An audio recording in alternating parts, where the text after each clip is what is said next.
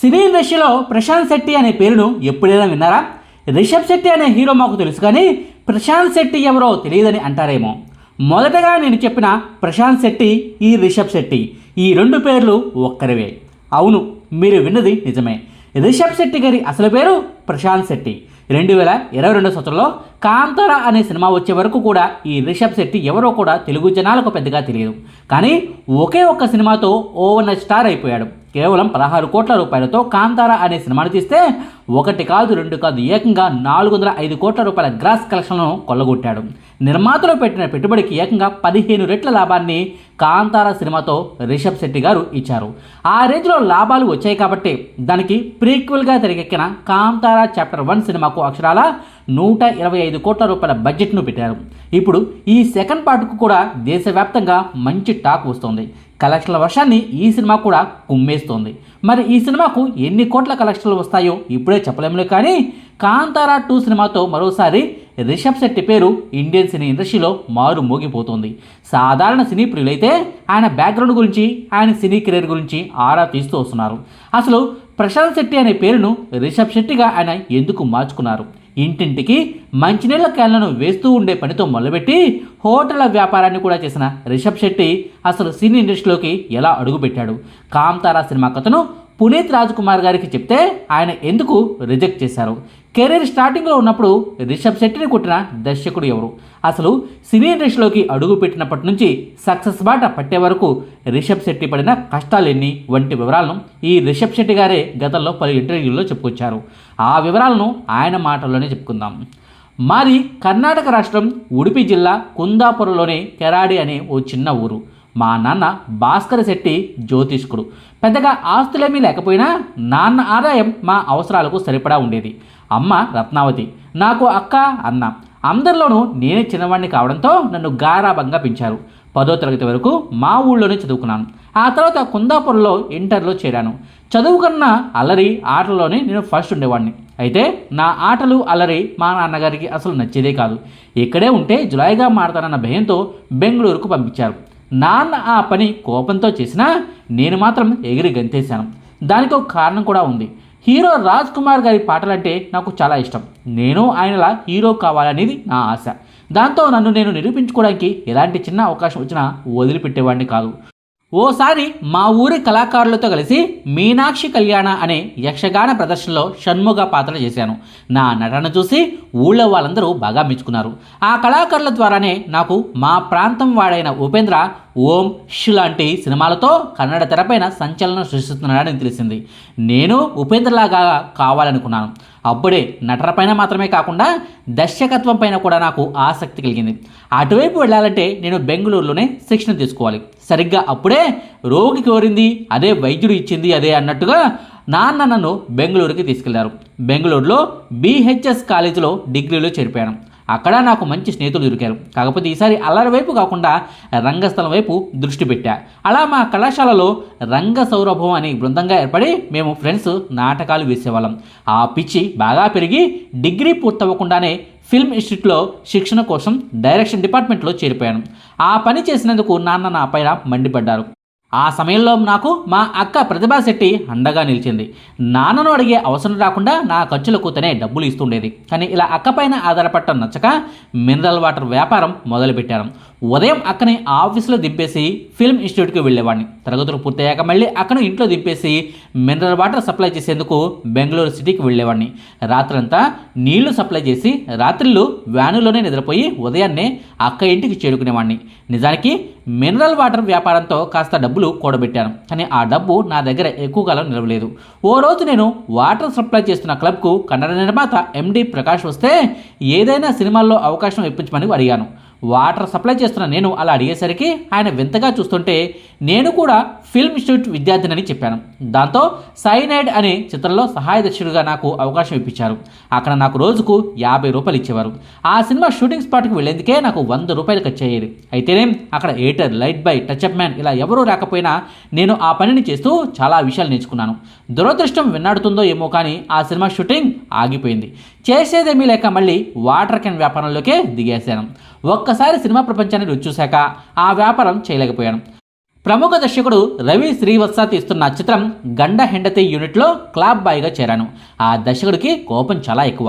ఓ రోజు కెమెరామెన్ ఇచ్చిన సూచనతో ఓ చోట నిలబడ్డాను. ఉన్నట్టుండి నా తలపైన ఎవరో గట్టిగా కొట్టారు. ఎవరా అని చూస్తే దర్శకుడు. ఇక్కడెవరు నిల్చోమన్నారు అని కోపంతో ఊగిపోతున్నాడు. కెమెరామెన్ చెప్పింది వినాలా లేక డైరెక్ట్ చెప్పినట్టు చేయాలా అర్థం కాలేదు. చిరాకొచ్చి చెప్పా పెట్టకుండా ఆ చిత్రం నుంచి బయటకు వచ్చేసాను. ఏడాది పాటు ఆ సినిమా షూటింగ్లో పనిచేస్తే వచ్చింది నాకు 1500 రూపాయలు మాత్రమే. ఆ డైరెక్టర్ దెబ్బకి సినిమాల వైపే వెళ్ళకూడదని నిర్ణయించుకున్నాను. అప్పటి వరకు సినిమాలపై ఉన్న ఆసక్తి కాస్త విరక్తిగా మారిపోయింది. ఇక మినరల్ వాటర్ వ్యాపారాన్ని మానేసి ఏదైనా కొత్త వ్యాపారం చేద్దామనుకున్నాను. అప్పటిదాకా సంపాదించిన డబ్బుతో పాటు కొంత అప్పు చేసి 2009 సంవత్సరంలో హోటల్ వ్యాపారం పెట్టాను. అది కూడా కేవలం 5 నెలల్లోనే నష్టాలు చూపించింది. పెట్టుబడి అంతా పోయి 25 లక్షల రూపాయల అప్పు మిగిల్చింది.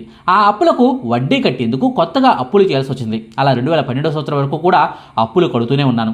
మనసు మళ్ళీ సినిమాల వైపు వెళ్ళింది. వేషాల కోసం గాంధీనగర్లో తిరిగాను. చిన్న చిన్న చిత్రాల్లో అవకాశాలు వచ్చాయి. ఆ సమయంలో అప్పుల నుంచి తప్పించుకునేందుకు సినిమాల్లోని వేషాలతోనే బయట తిరిగేవాడిని. ఒకరోజు బేకరీకి వెళ్ళాను. అక్కడ బిల్లు 18 రూపాయలు అయితే నా జేబులో 17 రూపాయలే ఉన్నాయి. ఇది వరకు మినరల్ వాటర్ వ్యాపారంలో లక్షల రూపాయల ఆదాయం చూసిన నేను ₹1 లేక ఇబ్బంది పడటం నన్నెంతో కుమిలిపోయేలా చేసింది. ఇలా కాదనుకుని సీరియల్లో అవకాశాలు వచ్చినా సరే చేయడానికి సిద్ధమయ్యాను. ఓ సీరియల్లో రోజుకు 500 చొప్పున అసిస్టెంట్ డైరెక్టర్గా పనిచేశాను. అటు సినిమాలు లేవు, ఇటు వ్యాపారము కలిసి రాలేదు. ఏ ప్రయత్నమో ఫలించక అయోమయంలో పడిపోయాను. అప్పుడే దర్శకుడు అరవింద్ కౌశిక్తో పరిచయమైంది. ఆ సమయంలో ఆయన రక్షిత్ శెట్టితో తొగ్గులక్ అనే సినిమాని తీస్తున్నాడు. ఆ సినిమాలో నడిచేటప్పుడే ప్రశాంత్ శెట్టి అనే నా ఒరిజినల్ పేరును కాస్త రిషబ్ శెట్టిగా మార్చుకున్నాను. ఆ సినిమాలో చిన్న పాత్రలో కనిపించాను నేను. అప్పటి నుంచి 4 ఏళ్ల పాటు కొన్ని సినిమాల్లో చిన్న చిన్న పాత్రలు చేస్తూ ఉండిపోయాను. రక్షిత్ శెట్టి చేసిన తొలి సినిమా పరాజయం పాలైంది. దానిపైన ఎన్నో ఆశలు పెట్టుకున్న అతడు కుంగిపోయాడు. తుగ్లక్ సినిమాతో నాకు మంచి స్నేహితుడైన అతన్ని కుంగుబాటు నుంచి బయటపడేయాలని ఇదివరకు నేను సిద్ధం చేసుకున్న రికీ కథను చెప్పాను. తనకి కూడా నచ్చడంతో నన్నే దర్శకత్వం కూడా చేయమన్నాడు. అనూహ్యంగా వచ్చిన అవకాశం అది. 2 కోట్లతో నిర్మించిన ఆ చిత్రం పెద్ద హిట్ అయింది. హిట్ సాధించాం.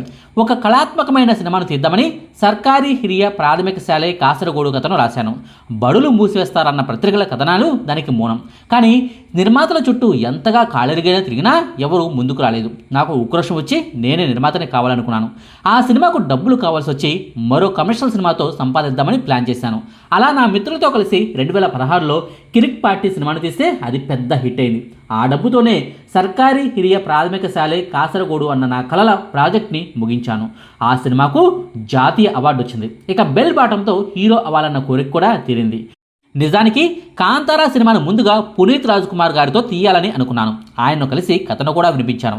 మీరే హీరోగా నటించాలని కోరాను. కానీ పునీత్ రాజ్ కుమార్ గారు కథ నచ్చిందని అంటూనే ఈ సినిమాలో నేను నటించను అని బాంబు పిలిచారు. అదేంటి సార్, నచ్చిందంటున్నారు కానీ సినిమాను చేయనంటున్నారు, దర్శకుడిగా నేను ఉండటం నచ్చలేదా అని పునీత్ రాజ్ కుమార్ గారిని అడిగితే ఆయన ఒకటే మాటను చెప్పారు. నువ్వు చెప్పిన ఈ కథలో తెరపైన కనిపించే సినిమాలో ఆ మట్టి పరిమళం చక్కగా రావాలంటే నువ్వే నటించాలి అని సలహా ఇచ్చారు. అంత గొప్ప మనిషి ఆ మాటను చెప్పారంటే అదే కరెక్ట్ అని భావించాను. ఆయన చెప్పిన ఆ ఒక్క మాట వల్లే నేనే అటు హీరోగాను ఇటు దర్శకుడుగాను అవతారం ఎత్తాను. కాంతారా ఫస్ట్ పార్ట్ సినిమాను పూర్తిగా మా ఊర్లోనే సెట్ వేసి తీశాం. అడవి కూడా ఊరి పక్కనే ఉన్నదే. ఇందులోని నటుల్లో 80% మంది మా ఊరి వాళ్లే. భాష ఏదైనా, సంస్కృతి వేరైనా, ప్రకృతికి మానవుడికి మధ్య సంఘర్షణ ప్రపంచవ్యాప్తంగా ఒకటే కాబట్టి ప్రతి ఒక్కరూ కనెక్ట్ అవుతారని దాన్ని దేశవ్యాప్తంగా విడుదల చేశాం. నా ఊహ నిజమైంది. నేను కల్లో కూడా ఊహించిన రేంజ్లో హిట్ అయింది.